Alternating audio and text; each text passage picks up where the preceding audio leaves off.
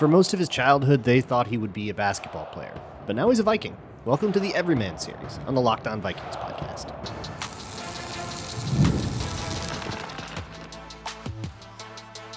You are Locked On Vikings, your daily Minnesota Vikings podcast, part of the Locked On Podcast Network, your team every day.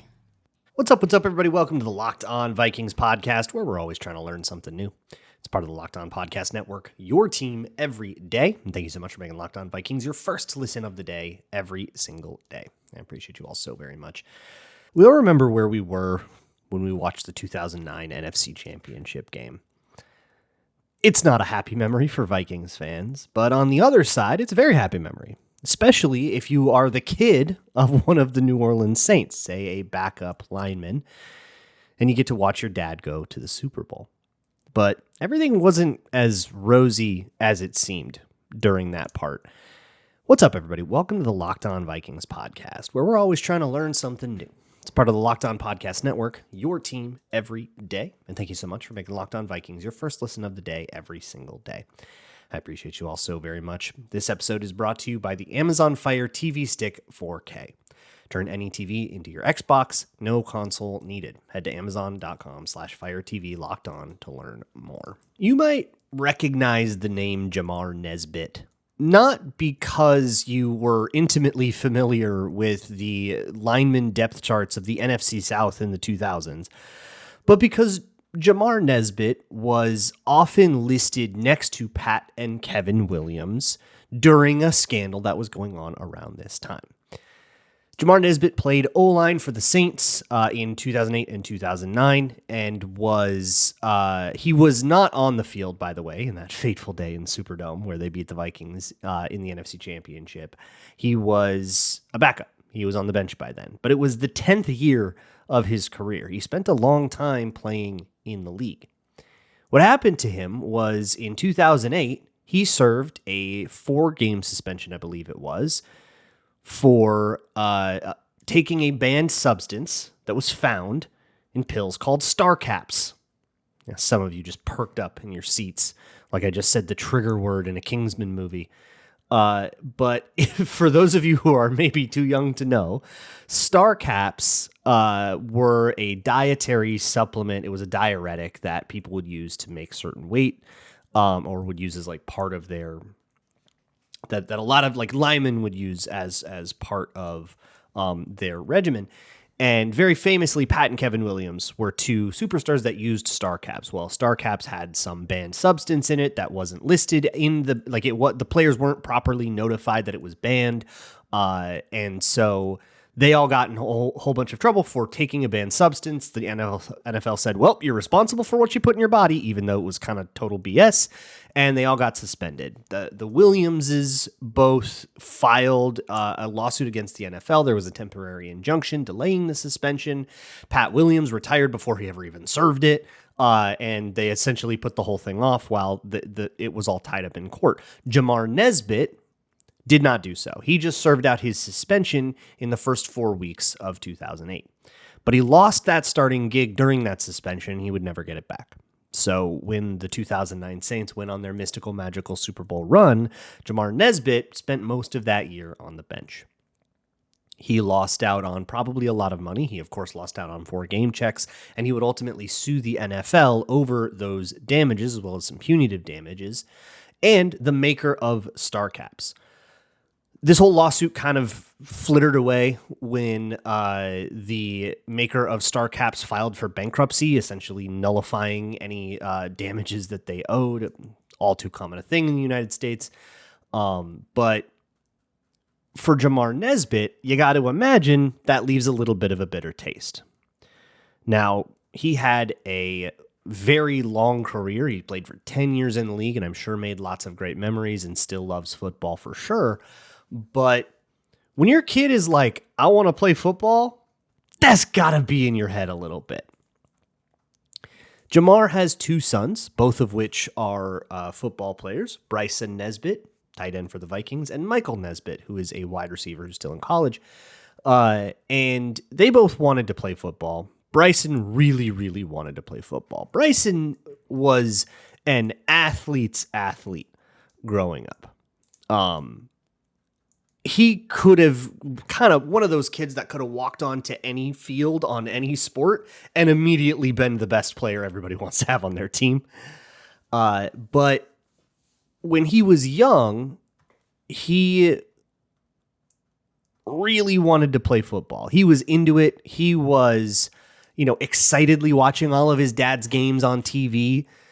One time his dad was walking around and found all this stuff that he'd been like scribbling on a piece of paper, and it was like route concepts, and they were like good route concepts.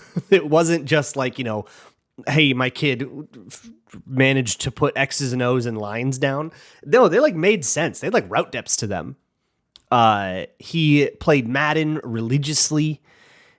He was begging to play football, but there is this tension. Jamar did not want his kid to play football.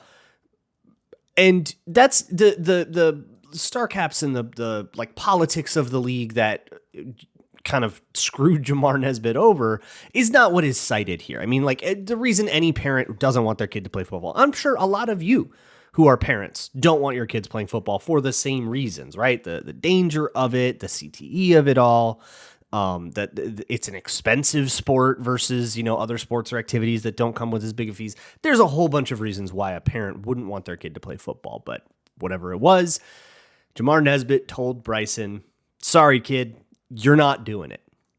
Every year it would be a new pitch. Hey, look how good my grades are. Look how good I would be at it. Look how I can handle all this stuff. Look, I can handle basketball just fine. Why can't I do this sport? And Bryson Nesbitt was a really good basketball player. And in a different world where he wasn't so hell-bent on playing football, he ends up probably being a pretty good basketball player and maybe has a future in that. But we live in this world where eventually Jamar Nesbitt was like, okay, this kid can like describe cover 4 and route concepts to me. We got to at least get the dude in 7-on-7. So he does a 7-on-7 league. It's of course, it's less violent. It's not a contact sport. It can kind of scratch the itch for him. And there he learned the basics of receiving, how to basically run a route, right? How to slow your momentum down, how to catch the football, right? Hands up, soft hands, that whole thing. Those basics in 7-on-7. And he was, like with everything, immediately the best kid on the field. So much so that colleges already started sniffing around. Nothing formal, but there was interest in a 7-on player that they had never seen in pads. That's wild, but something that has grown more and more common over the last few years, especially like since the pandemic. So when Bryson Nesbitt eventually commits, it is 2020. He committed during the pandemic year, which was his final year in high school, to give you a sense of timeline here. So we're talking about like 10 years ago. And now these 7-on leagues that kind of crop up around are just as much of a hotbed of football as like true high school football as it is traditionally. Of course, you got to see a kid in pads before you put him on your college team, but it's a place that you can go and get discovered. And so Bryson Nesbitt is like getting that sort of interest. Of course, everybody knows his dad played for the NFL, so you've got that pedigree. He grew up around that Saints facility, joking with players in the locker room. There are a couple of funny anecdotes from the story that I got a lot of this information from, which I will link in the show notes. Please yell at me if I forget. But eventually, his parents will let him play true football. And everything accelerates very, very fast when it becomes clear that he's going to be serious about the sport. But if you make the wrong decision, it could all come crashing down, and he'll soon have to carry that risk. That'll be next on Locked On Vikings.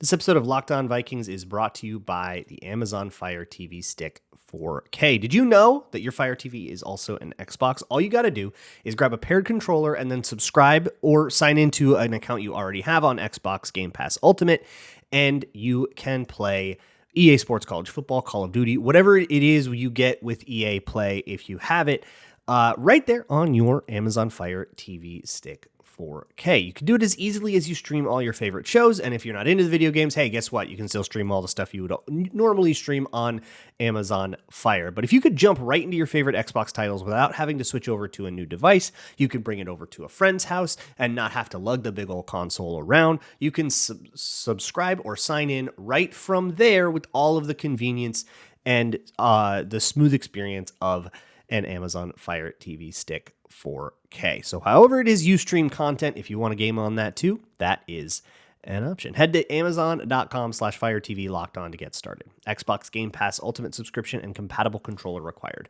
Available on select devices, including Fire TV Stick 4K 2nd Gen, Fire TV Stick 4K Max 1st and 2nd Gen, and Fire TV Cube 3rd Gen. Not far from the UNC campus on Chapel Hill, there is a bridge over a little river where, if you want, you can throw a fishing rod over and see what you can catch. Two brothers one day take a hook, a worm, and a 2-pound line. I mean, your most basic, like, Tom Sawyer fishing setup, and they throw something out there. Sure enough, a catfish comes by after enough patience, and one of the boys, Bryson Nesbit, with his brother Michael, carefully, slowly, and deliberately lowers the worm down, gets it into the water next to the catfish, moves it around just enough, and soon enough, they feel that line snap, and he manages to catch a catfish. He talks about this as like the purest joy, because of how earned it feels to do that with like the Huckleberry fin setup. Bryson Nesbit is an avid fisherman. He loves to fish. He loves how much those details can matter. And that's why it makes him so happy when he does manage to catch a fish with just a hook and a worm.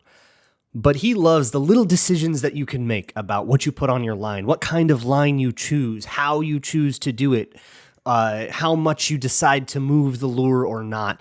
All of those little details make all of the difference. And anybody who is an avid fisherman knows exactly what I'm talking about, that those little things matter.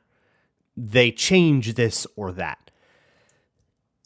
But it's also, again, something I think a lot of you, if you're fishermen, can relate to. It's quiet. And Bryson Nesbit is a pretty quiet kid. It's a quiet confidence is the way that it's described in the way that like people write about him. And he likes the quiet of fishing. It's not a game of patience. This is why I could never get into fishing, because I don't have the patience for it. I will start tapping my leg and I'll be distracted thinking about something else pretty quickly. But that's not the mentality. That's not the kind of brain that Bryson Nesbit has. He has the kind of brain that loves to sit in the quiet and let his thoughts take over. And one of the things that he'll think about, especially when he's at UNC and fully enthralled with college football, is the similarities between those details of fishing and the detailed approach of football, especially as a route runner, right? We talk about this all the time when we're talking about Justin Jefferson and honestly Jordan Addison too, the way that they run their routes, the way that they'll stem it off just a little bit to the outside just to try to get that corner to open his hips the way you want him to, just a little bit more. Or the step that you choose to start breaking your route down, whether it's at 10 yards or 12 yards, or whether you are on your inside foot or outside foot because of where you want to be pushing off when you try to break off from that route. Or even when you decide to time a jump. The details are everything to a primarily route running player. Now, at some point, Bryson Nesbit has been moved to tight end as a bigger player. Again, basketball-sized guy, becomes a tight end, tale as old as time. But blocking is the new thing for him. But remember, Dad's an NFL O-lineman. So it's there. It's within him to be able to do it, and he loves the physicality, and he has loved football so much. There is a mentality of gratitude here. Going all the way back to high school, he is 6'5", athletic, but totally raw. Basketball player that doesn't know how to do anything. but he takes on practice in such a way that also all the schools like. LSU actually had him a hold offer, which isn't like a true offer, but it's like a promise ring. After his third game is like, we're going to be in contact with you kind of promise. After his third high school game. So raw as heck, but everybody sees it. And part of that is the way that he works and the way that he approaches practice. Football to Bryson Nesbit is a gift because there was a long time that he had to go not being able to play football because dad wouldn't let him. So he has already kind of come to grips at points, with never playing football. Like he's had to accept that reality. So now that that's not his reality, it's all gravy. And every time he gets to play football, not just in a game, but in practice, there is a gratitude, a real gratitude, not just the thank you, yes, coach, thank you, coach kind of thing that you're going to instill in kids if you're a drill sergeant, but like, holy crap, I actually get to come out here and play. And so, of course, he's going to run laps around every other kid at practice in high school who's just there for an after-school activity, or kids that just care about the games, which happens in high school, happens in college, happens in the NFL. He is grateful for every moment that he gets to actually play at all. It's not work. It's a gift. It's fun. It's easy. And it probably doesn't hurt that he was kind of naturally exposed to the environment, the vibes, right, in an NFL team facility. And that leads him to ascend over everybody. And it also helps him with the learning curve of trying to figure out how to block, trying to figure out how to run a route like a college player. And before we know it, he goes from catching passes from Sam Howell in his first year where he played a little bit to mostly catching passes from Drake May at UNC and getting that, not only getting that chemistry, but also becoming part of that run game, that O'Marion Hampton run game, and playing along a lot of NFL talent in the ACC. But make no mistake, when it comes to game time, the quiet, reserved Fisher kid turns into kind of a trash talker. Which is a very fun experience for his dad, who, knows his kid is, quiet, like nice, what a nice boy. And then suddenly on the football field, like turns into a total menace. And he's like, aha, yeah, he is a football player. It's awesome. And it works out great for him until his second to last year of college, 2023, last year with Drake May. This dedication and this absolute, like, unmitigated love of football is going to get tested in a new way. That'll be next on Locked On Vikings. Today's episode of Locked On Vikings is brought to you by LinkedIn. As a small business owner, your work doesn't end when the clock hits 5, especially if you have hiring decisions to make. That's going to stress you out, keep you up at night, unless you're working with LinkedIn to make the whole gosh darn thing easier. You have so much stuff to worry about as a small business owner, or if you're running hiring for something, it's never your only job, right? It's a project that you have to do on top of all of your other normal, regular work. LinkedIn makes it super easy to get started. All you got to do is post your job for free, use the hashtag hiring frame. It's like a purple frame you put on your profile picture to double your reach to qualified candidates, and then LinkedIn will help you narrow it down and get somebody that's right for your business. 72% of small businesses say that LinkedIn helps them find high-quality hires. Post your job for free at linkedin.com/LockedOnNFL. That's linkedin.com/LockedOnNFL to post your job for free. Terms and conditions apply. In November of 2023, around the end of the college football season, UNC is playing Campbell. The Campbell Fighting Camels. Love it. They will win this game 59-7. But in this game, on an awkward collision, I think, twist something, Bryson Nesbit will hurt his meniscus. He'll wake up the next day, his knee hurts enough where, we got to start talking about this. And hey, look, we just went over a whole thing last year with meniscus injuries with J.J. McCarthy and how dire they can be, how it can be a season-ending thing. It can be something that knocks you out for 9 months. You're not even going to be ready for next year, maybe, because we're so close to the end of the season. So a decision has to be made. A lot of athletes will play through meniscus injuries. There are meniscus injuries you might not even hear about. And we didn't actually know about this one until the next season. We didn't know that there was a knee injury at all, and you wouldn't be able to tell.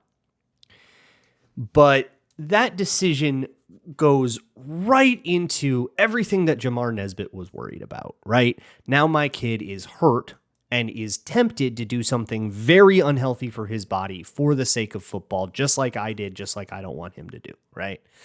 Really tough stuff. And so, he talks to his dad about it, and his dad has the advice that he has, right? But this is not like hey, everybody shut it down. But they talked about it. They talked about shutting it down. The risk is if you play on it, you could completely rupture it, and then it turns into, a season-ending thing. But the decision they ended up coming to was, look, it's a meniscus. It's not going to heal on its own either way. This is not something that, hey, just, gut out the last 2 games of the season. You're getting surgery on this. It's going to happen.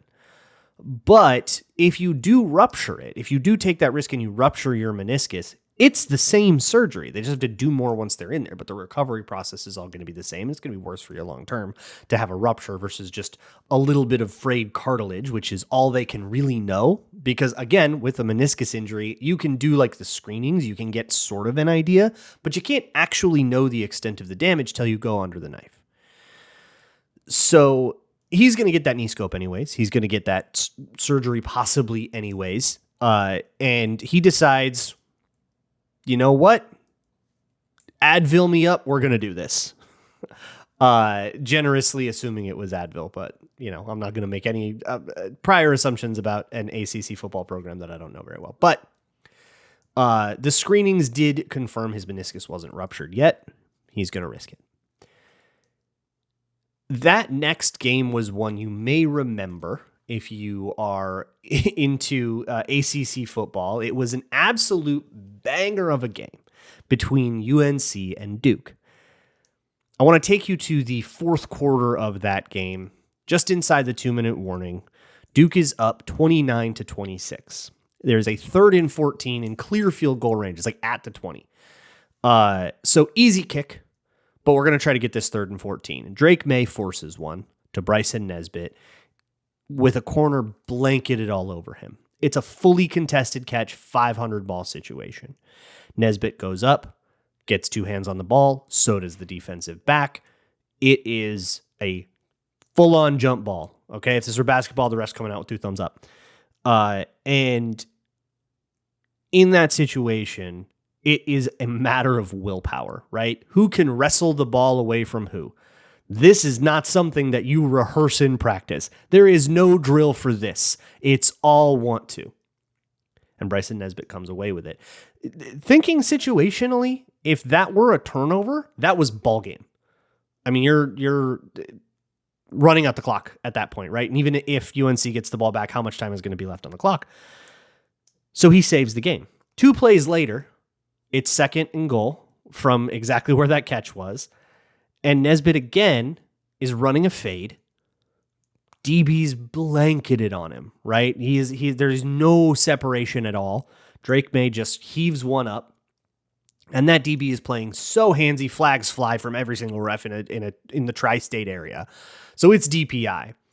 But with a last-second adjustment, he turns his shoulders, he brings the ball in, and it's touchdown Tar Heels. The game would go on to become this insane overtime thriller. I think it would end up being like 47-49 or something like that, just based off going in back and forth in overtime. But those are the kinds of moments that cement Bryson Nesbitt's legacy as this really cool tight end for UNC. And he plays the same role in 2024. You wouldn't know at all that he was dealing with a meniscus injury, and he would indeed have a surgery after that season, get it repaired, make a full recovery, be good to go for 2024. So there's no lingering concerns at all. So then it's time to go out for the draft. He does not get drafted in a reasonably deep tight end class. A lot of competition. He'll fall out of the draft.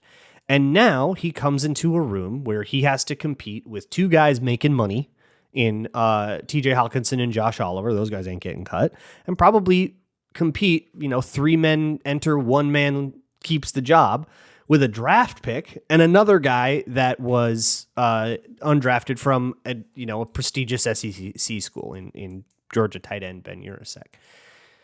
It could be the end of the road here. And with so many of these stories, that's how it goes. There's this lovely, flowery story of this very NFL athlete, and here's how he got into football, and isn't this great thing that you could totally end up seeing him talk about in his Ring of Honor induction in 15 years after his great career with the Vikings. And then the dude gets cut, and then it's over. And with no appreciation for what these guys pour into this game, what their families pour into this game, it's just over. That is the brutal reality of the NFL. And it's not where the movie would end, but it is where careers end.